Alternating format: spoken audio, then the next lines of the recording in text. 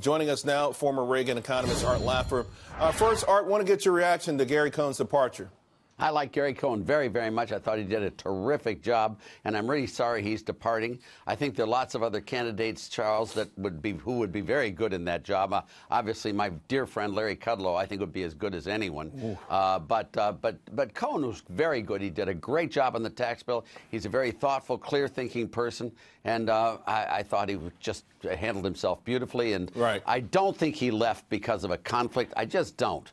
I mean, Trump's comment earlier is, we like all sorts of views. That's the right way to be president, and that's the right way to be an advisor. I mean, you're an advisor. He's the president. Yeah, there's no doubt about that. But after the tax cuts, there really wasn't a role, per se, for the Cohn ideological, Goldman Sachs angle here. We're talking economic nationalism, America first. That's the kind of thing that doesn't necessarily emanate out of Wall Street. Well, I don't think you're right on that. I mean, I think Cohen's views on everything are very, very valuable for the administration. And just because he's not in line with what the president's decision is this time doesn't mean he doesn't provide a huge and valuable service talking with the president. And I think that's true of any advisor. If you sit there and tell people they've got to toe the line on their advice to you, you've lost all the advantages of having an advisor. You want advisors that say what they think, and once you make the decision, they go along with you. But that doesn't mean they have to agree with you ahead of time. You're right. But you also said once you've made the decision as commander-in-chief, you would hope they would come on board. And apparently this was the line in the sand that everyone kind of thought eventually would happen. All right, real quick, before I go to the questions on the tariffs themselves, your name has popped up a lot in the last overnight.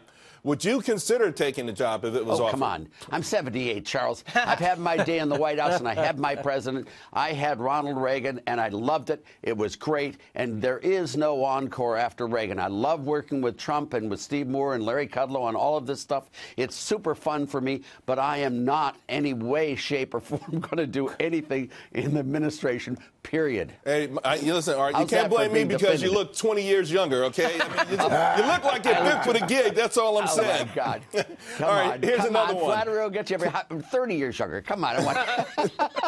By the way, President Trump tweeting this on the tariffs. I want to share it with you in the audience. From Bush 1 to President, our country has lost more than 55,000 factories, 6 million manufacturing jobs, and accumulated trade deficits of more than $12 trillion. Last year, we had a trade deficit of almost $800 billion. Bad policy and leadership must win again. Now, you've mentioned Larry Kudlow. He has also been rumored to get the job, but he's against these tariffs, and he's voices opposition against them loudly.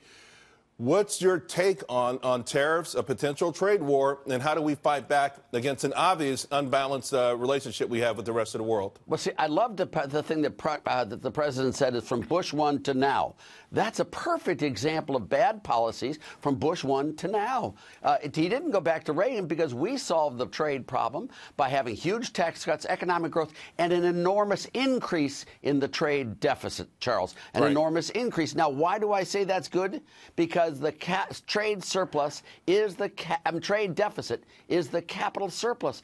Every one of the foreigners tried to invest in the United States, and the only way they can generate the dollar cash flows, Charles, is by selling more goods to us and buying less goods from us. Remember, capital imports are the opposite of the trade deficit. If you have a trade deficit, you got capital imports, and you can't have capital imports without a trade deficit, period. It's accounting. It's not theory. It's not ideology. The trade deficit is wonderful for us. Now, that doesn't mean the trade deals aren't bad.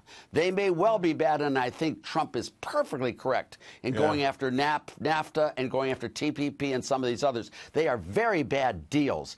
But the trade deficit is not the problem. Some people are just concerned when our wealth goes out of this country and then comes back in the form of foreign ownership of the very companies that are being put out of business. Some people will see it a little bit differently, sir. I don't think so. I don't think so. You want to be able to have capital ownership all over the world. We own companies in Europe. They own companies here. That's not a problem. That's not a problem, but I think the idea is if they're using our money to buy our companies, maybe it's a flaw. But they're giving me the rap signal. They give us the money to build new factories. That's why Tennessee is full of foreign auto companies. All right, buddy. Hey, going to bring you back real soon. I love this conversation. All right. Well, all right. And reconsider that gig. I think you're up for the challenge. You're pretty feisty this morning. All right, thanks a lot.